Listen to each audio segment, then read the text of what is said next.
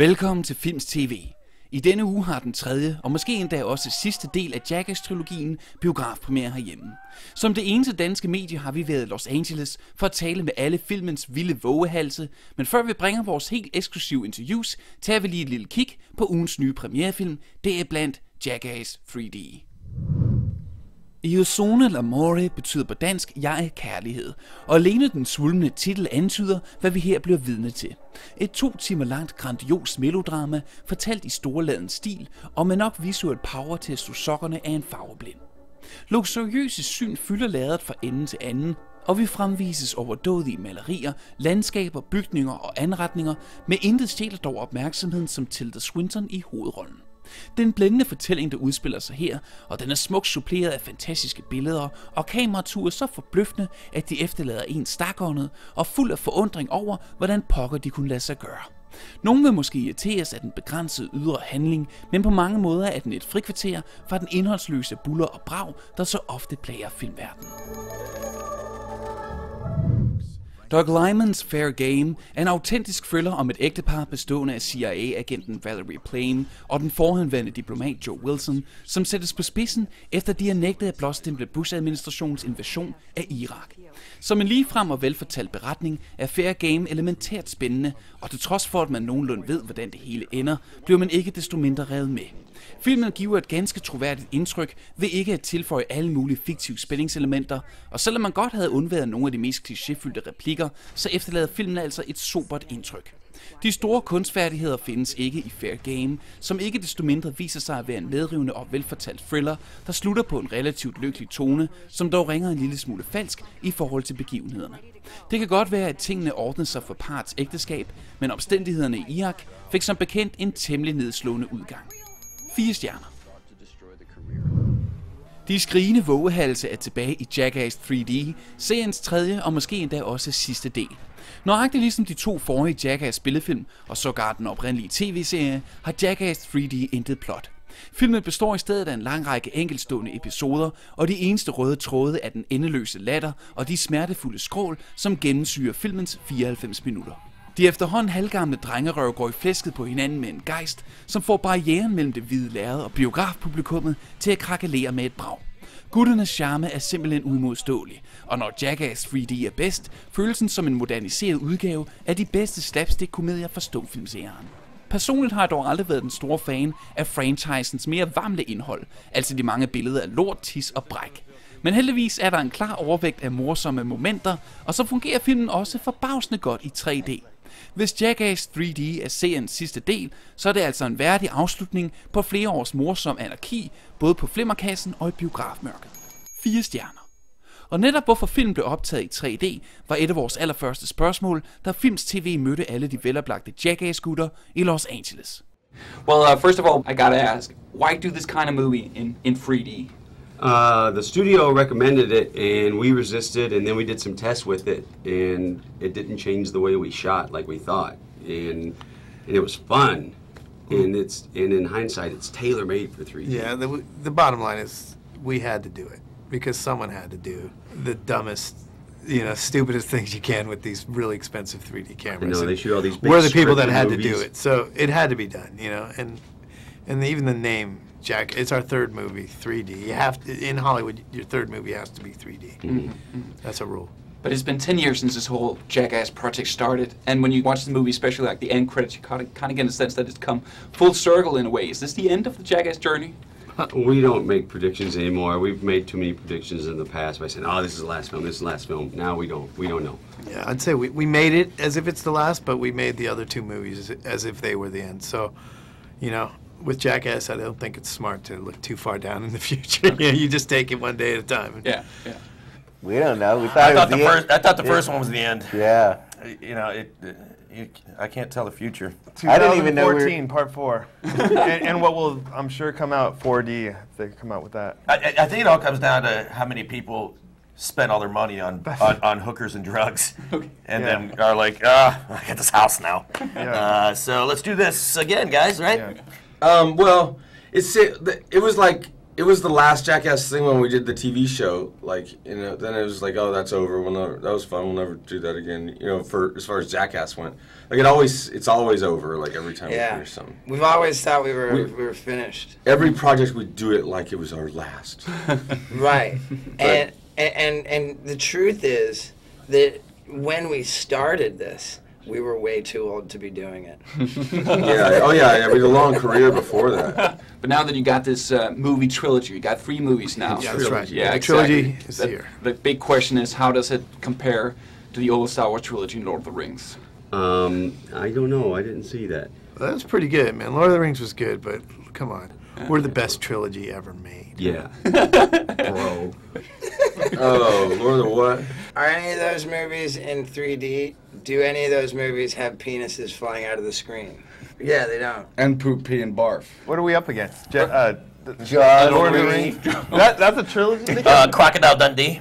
I have to ask you, what's this thing you have with bulls? I mean, they pop up in kind of every movie, pretty much. Well, if you want footage, you go bring in a bull, because they want to kill you, and they like to knock you in the air. Getting an animal attack to happen on purpose is sort of difficult sometimes. Not with a bull. we got a guy with bulls that just makes them happen, boom, like that. Yeah. And, But how on earth do you direct a kind of movie like this with such unpredictable stunts and such I'll show you unpredictable on a scene like that with the bull. Yeah. I'm like, okay, man, you just stand right here. Yeah. Go! Yeah. That's how you direct a Stay scene right like here. that. Release the bull. There you go. It's really complicated to direct a scene like that. Yeah. Do you have like any rituals before you do a stunt? Do you pray? Do you practice voodoo? Anything to make sure you stay all right? If it's a big stunt, I'll probably just go away by myself and sit in my car and listen to music. And then I'm like, Jeff, just call me right when you're ready. I'll walk in, stand there, and we'll be done. I don't like to wait. Yeah. When I get to the set that day, I want to do the stunt right then. It just seems the way to do it. Yeah, Seems the right attitude to take. I'll walk up and say, you got this, bro. And then I'll go to where I assume it's going to be safe. You got this, bro. And then he'll turn around and go. I just sit at the bar and get wasted. That's pretty. Yeah. Who cares? I'm not religious. I don't give a crap about nothing. Yeah, I just kind of show up when they tell me to show up. Yeah, and then it's just work. And then you try and make as many people laugh as possible, and then you go back to the bar, or you show up with Wee Man at an awesome concert and then get drunk. Has there ever been like a moment where you've been thinking in your head, okay, I'm about to die now? Yeah, I made that call twice. Okay. Yeah. When? Like the goodbye call. Only once in this movie, and it's stupid because now when you watch the scene, you're like, how did he think he was going to die? But I just. But the motorcycle, when I jumped the little river, I was pretty convinced that the handlebar was going to break and go through my heart. Okay. There was a couple times I packed up my stuff at my hotel room for somebody else to have to get it out. Because I was just like, man, today, I'm not coming back. Or did you think You throw away all your porn collection, you get that out of there. Get rid of all the incriminating shit. I thought you were going to get voted off the show. And then somebody's going to come get your bag for you. Oh, yeah. I try not to think too negatively in those moments. Like before the stunt out, like I know there's possibilities that could happen, but I once it's on, I try to put everything out of my head and just go, well, here we go. But this shit's scary because, you know, there's a lot of what we're doing hasn't been done before. There's no precedent to say, hey, you know, what's going to happen when he jumps out of the pool and into the oblivion on this jet ski. You know, I've never seen it done, so we didn't, and, you know, even any experts we brought around, they don't know. No. So it's just a whole. And with the bull, you know they're going to smoke you. Yeah. But if you don't know, like, if you're going to come down on the back of your neck, like I did in the movie, which it didn't break my neck, thank God, or if they're just going to sit there and stomp on my face for a while, which that'd be a real tragedy if they stomped on this. Yeah. We talk to the bulls and say, look, this is all fine, but yeah, don't do that. You just wear a red shirt with the bulls. They don't care about color, man. We put a target on his back in the woods. They don't care. They just care about movement. The more you stand up there contemplating how it might go, like the worse it's gonna be. Like it's way better to just do it. Like put me in the thing and push me off. Let's just go. Because what's going to happen is going to happen. Like, me standing up there and eyeing it up is just going to make it worse. You I think it teaches you to live in the present. You know, I used to always walk around, you know, like thinking about what I was going to do tomorrow, or, you know, always anticipating the future, you know. And I think a lot of people out there, most people do that, you know. Carpe diem. Yeah, and it does teach you to live in the moment. You don't want to think about the future in this case sometimes.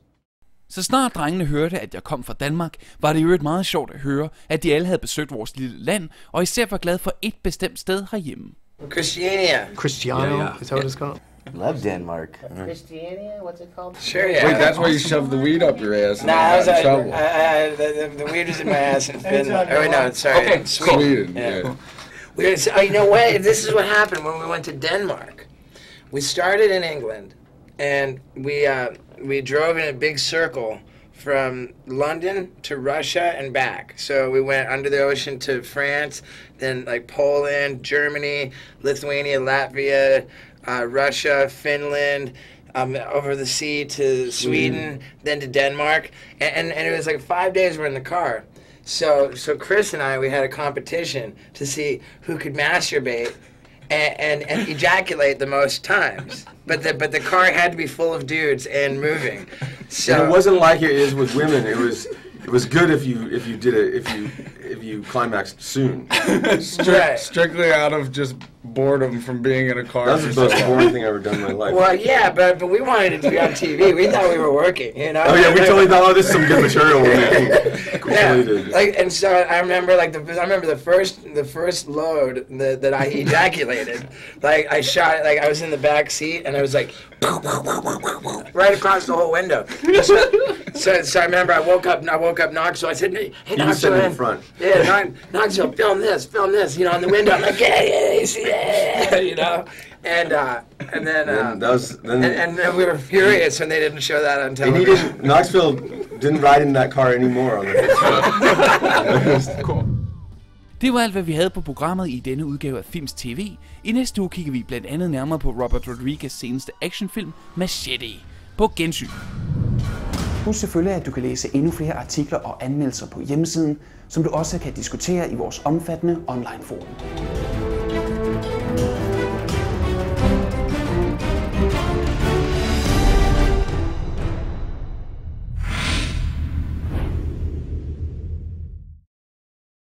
Well, I'm going to start this up by making a real jackass of myself, because I saw the movie yesterday, and when I heard that you'd actually become a rapper, I thought it was my duty to write a rap for you guys, for the Jackass guys. So I just wrote this very quickly, so forgive me if it doesn't make too much sense and it doesn't have a beatbox. No, it's in English. It's in English, don't worry, so hopefully you'll understand it. Okay, here goes. Yo, I'm sitting here with the guys from Jackass. Gotta tell you, I think they're pretty badass. Their superstardom ain't no fluke. Who doesn't appreciate shit, blood, and puke? If you don't feel that their stunts are that cool, meet up with Knoxville and get hit by a bull. Jackass 3D by Jeff Tremaine will have you bursting with laughter again and again. If you think the shenanigans are a piece of cake, just ask Majera about meeting the snake. These guys say enjoy life, screw the plan. Viva la vida, I say viva the bam. Come have some fun with the guys and Wee Man. And that's all for now from this crazy fan. That's great. Cool. That was a lot more like... That was a lot better than my rap. Yeah, a lot better. God, there was so much more to it. Yeah. Cool.